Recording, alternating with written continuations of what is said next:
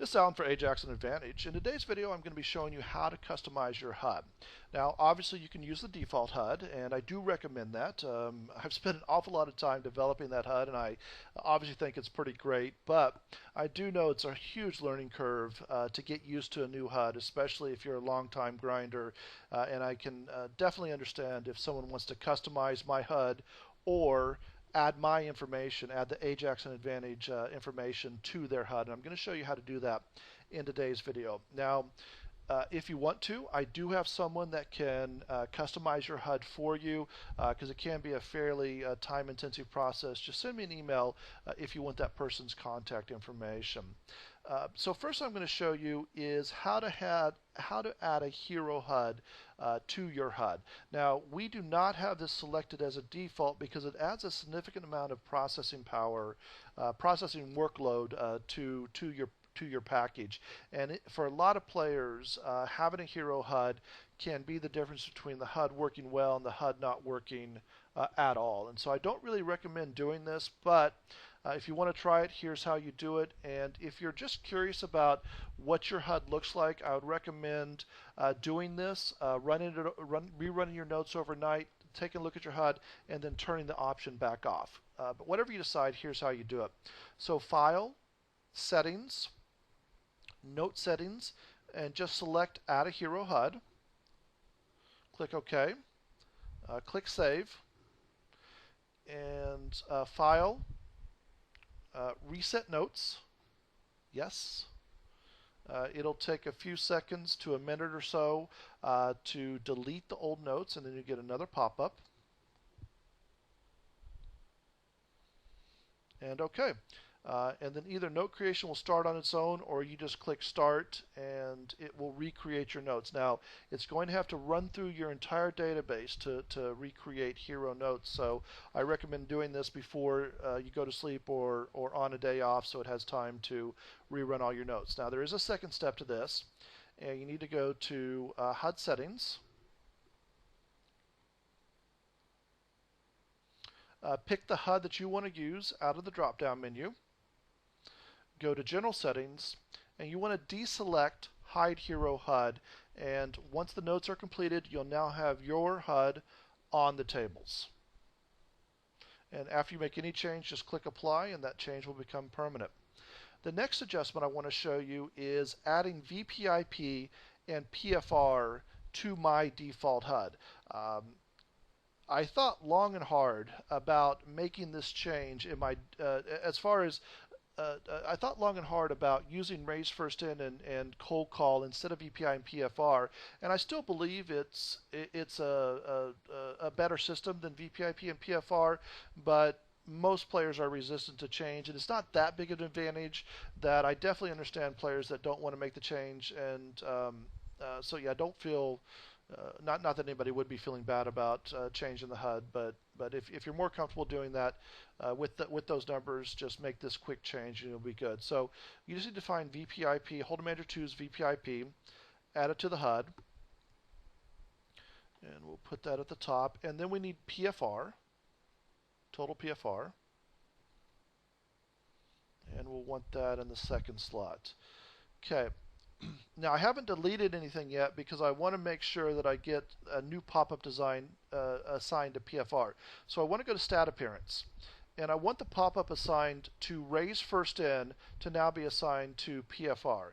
And so the pop-up that's assigned to Raise First In is the 2-bet pop-up. Your HUD, your pop-ups may look a little bit different because you have a different HUD. 6MD is 6 max dynamic. OMA is Omaha. It just tells us what HUD you're working with, and then everything else should be the same. And so I go to PFR, and then I find that HUD, that pop-up. It'll be towards the top.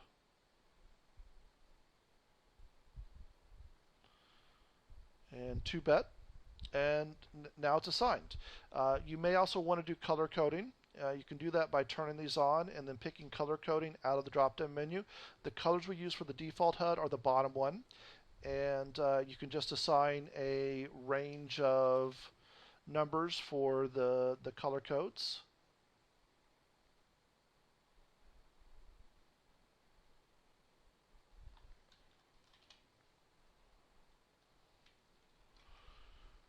You can also change the abbreviation here if you want to. Same thing with VPIP.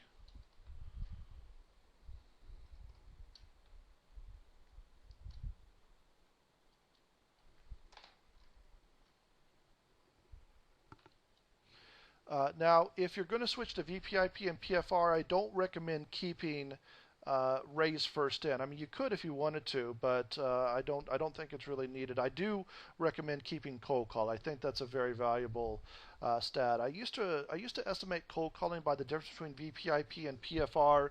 The wider the spread, the more they're cold calling, which that is true. It's still not nearly as accurate as cold call. But if you're pressed for room, I would get rid of cold call and then assign the cold call pop-up to VPIP, and so you don't lose all that information. One of the features of our HUD is that each individual stat has its own pop-up, and it only includes information for that individual spot. I really don't like these big, just general pre-flop, general flop, or general post-flop type of pop-ups.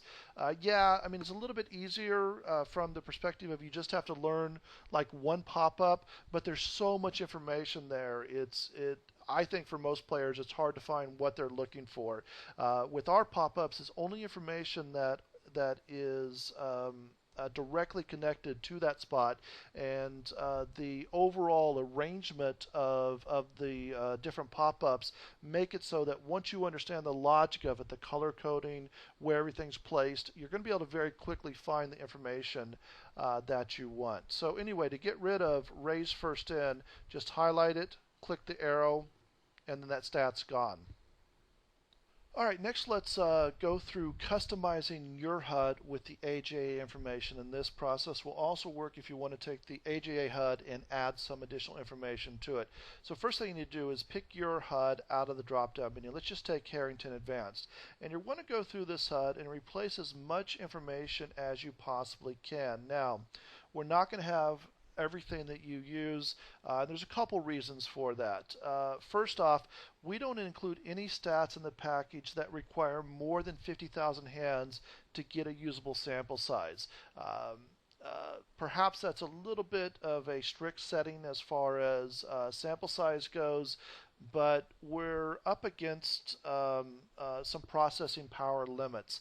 We already have a HUD that can't be used by a large majority of regular poker players, and if we start using a lot of processing power for stats that need, and not just 50,000 hands, but that's just the limit, but a lot of times people want stats that don't even get reliable sample sizes for 100,000, even 200,000 hands, and I'm talking about just like getting 10 instances of a stat over those type of sample sizes. And if we had a bunch of stats like that, it wouldn't work on anybody's computer. So that's one issue.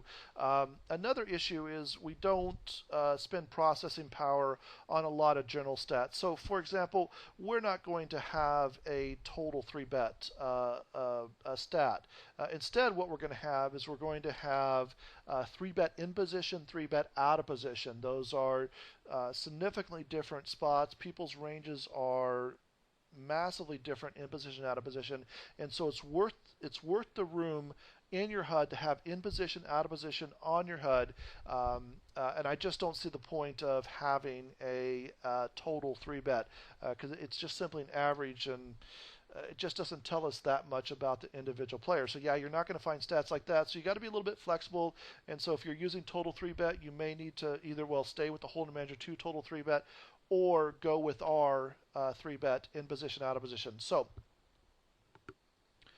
how do you find the stats you're looking for? So you want to scroll down to the bottom of this list of stats, and you want to open up the Note Caddy drop-down menu, which will have all the definitions in here. Now there's a number of different drop-down menus here that contain different definition types, and for stats you want definitions that say stat. Anything else that's here is for something else. If it's range, that has to do with the spark graphs that show up in the pop-ups. If you're looking at something called color or base or badge, those all have to do with the multi-stat badge calculation. Some of these are for sample size. just a number of different situations. These have no use when it comes to HUD stats. These are just for use for badge creation. So first off, you want to come to stats. Now we have a number of different stat groupings. Most of these have 3 letters.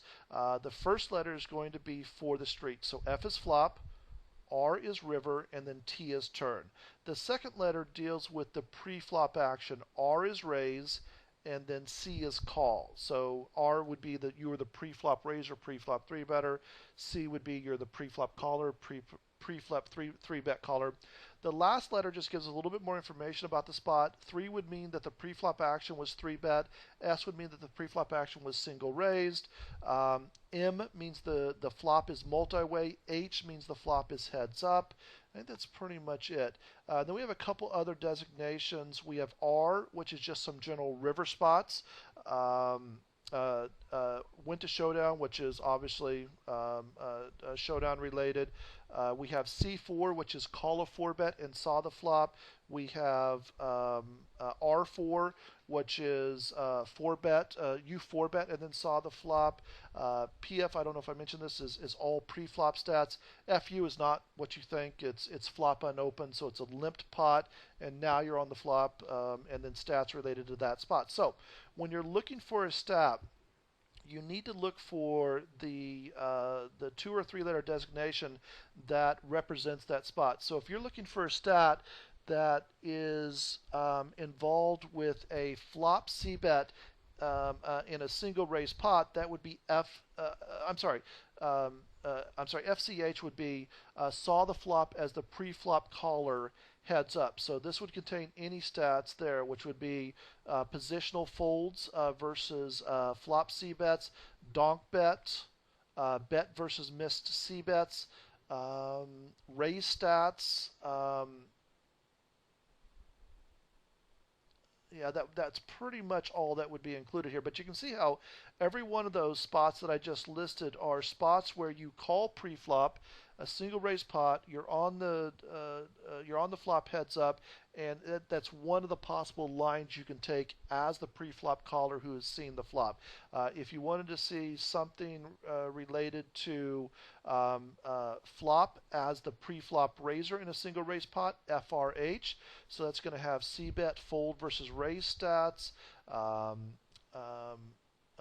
C-bets, different positions, check fold frequencies, fold versus donk C-bet frequencies. Just every possible spot the pre-flop opener can find themselves on the flop.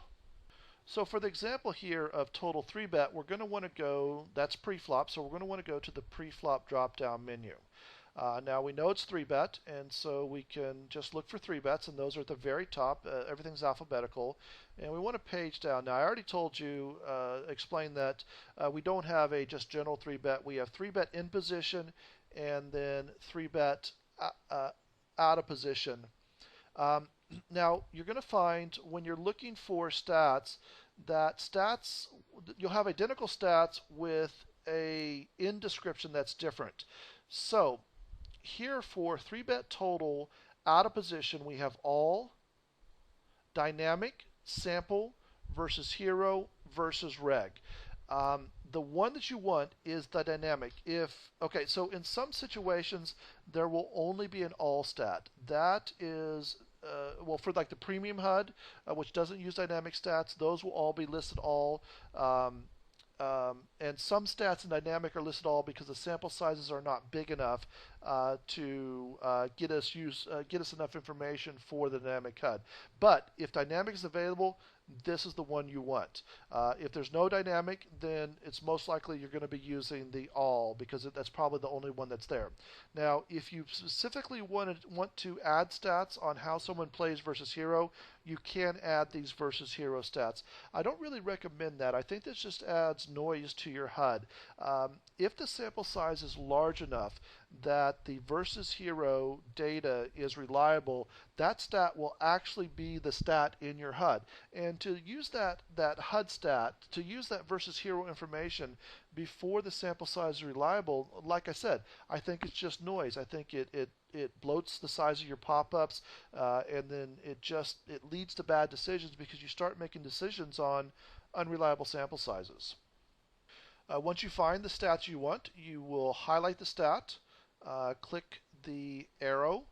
So we have 3-bet out of position total dynamic. If you want to take your pop-ups and do the same thing with pop-up information, you would go to the pop-up tab, find the pop-up that you want to adjust. Once again, scroll down to the bottom, and same exact process. Go to stats, find the stat that you want, highlight that stat, and then you just drag and drop it wherever you want to add it. Now the last thing I want to show you is how to do note caddy pop-ups. Now these are how you add range graphs to your pop-ups. If a pop-up has a range graph attached, it will show here. And you can just look at the drop-down menu, and it'll have all the stats for that spot listed. So you'll want to select one of your pop-ups, and so let's just take default.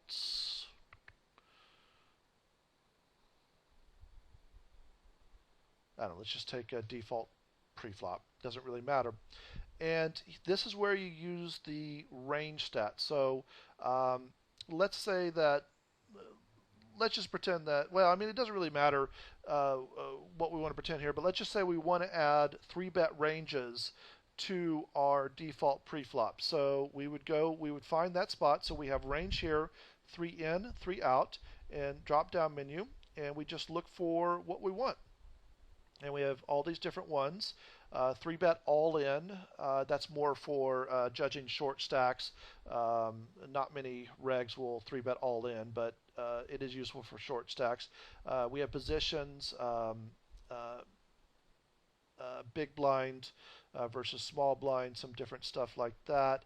Now here we don't have any range graphs that are labeled dynamic. We had to use a little bit different method here.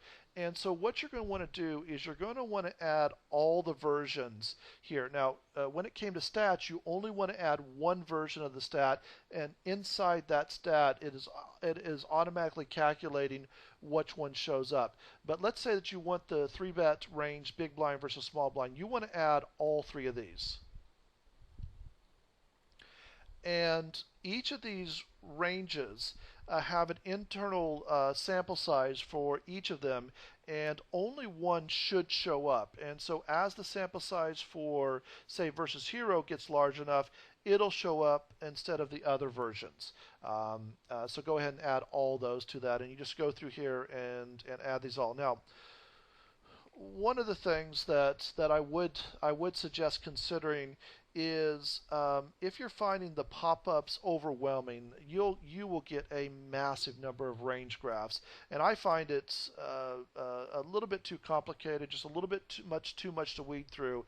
And you can go through here and you can remove any of the range graphs that you don't think you'll use. Personally, for range graphs, I just use the river range graphs. The problem with range graphs is you only really get good information on hands that make it to showdown, and only river betting range graphs have really reliable information regarding their range construction. If you're looking at, say, like a pre-flop hand heat chart, looking at their 3-bet range or call 3-bet range, or button steal or big blind cold call, you're only going to get a very general idea because the weaker part of their ranges are going to make it to showdown less often.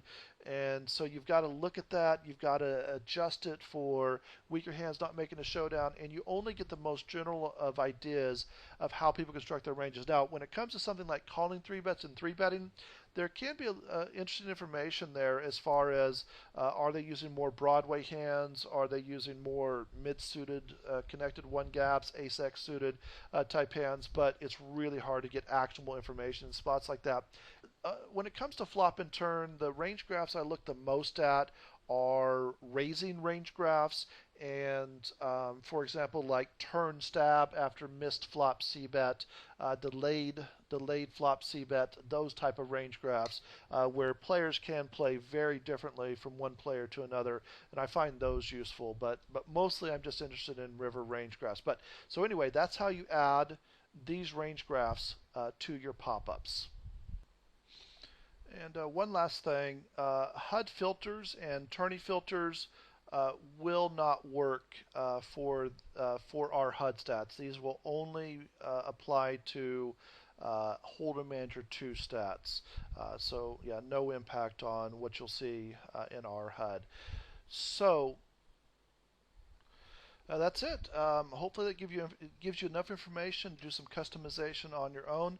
Like I mentioned in the beginning of the video, I do have someone that can do that for you. Usually it takes, depending on how much you want, but generally it's a couple hours worth of work for him to customize our information to your HUD. But just give me an email at aja@notecaddy.com and I will set that up for you. All right, guys, thanks for listening. Good luck.